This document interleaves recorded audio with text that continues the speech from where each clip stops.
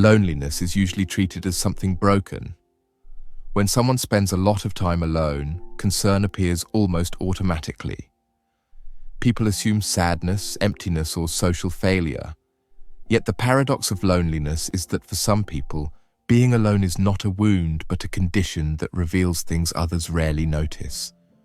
For those who love being alone, loneliness is often misunderstood.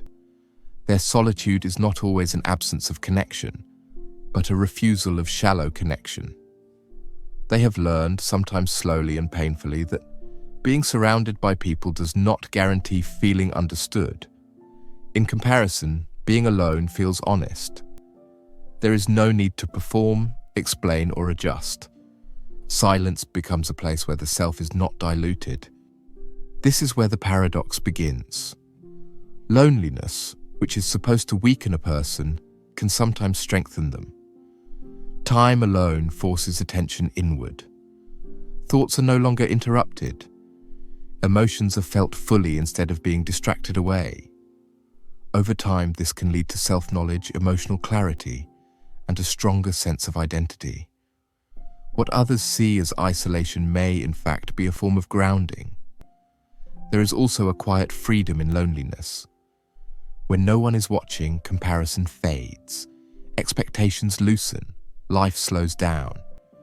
People who spend time alone often develop independence not as rebellion, but as necessity.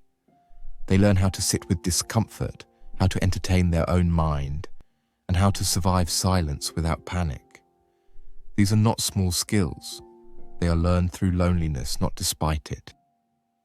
Yet this does not mean loneliness is purely good. The paradox exists because the same solitude that sharpens insight can also dull connection. What protects can also distance.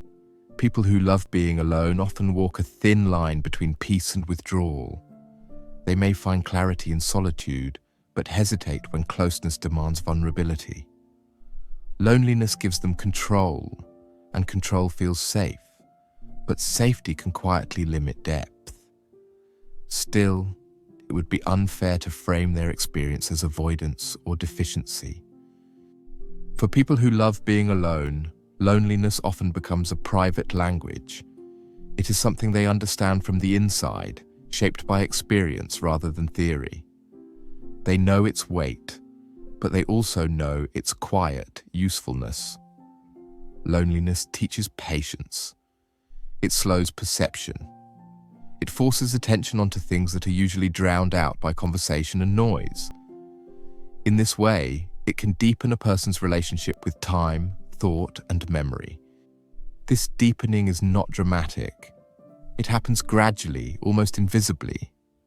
A person begins to notice patterns in their thinking, recurring emotions, and unspoken desires. Without constant distraction, the mind becomes a place of exploration rather than escape. This is one of the unnoticed gifts of loneliness. It turns inward attention into a skill rather than a threat. Perhaps this is why the paradox of loneliness is so difficult to resolve. It is not a problem with a clear solution, but a condition that asks for balance. Too much closeness can overwhelm. Too much distance can hollow. Somewhere between the two, people who love being alone learn to move carefully, guided by intuition rather than certainty. Loneliness is not simply something to escape or embrace. It is something to understand. For those who love being alone, it becomes a companion that sharpens awareness and sets boundaries, even as it quietly reminds them of what remains missing. And within that contradiction they continue, not broken, not complete, but attentive to the quiet complexity of being human.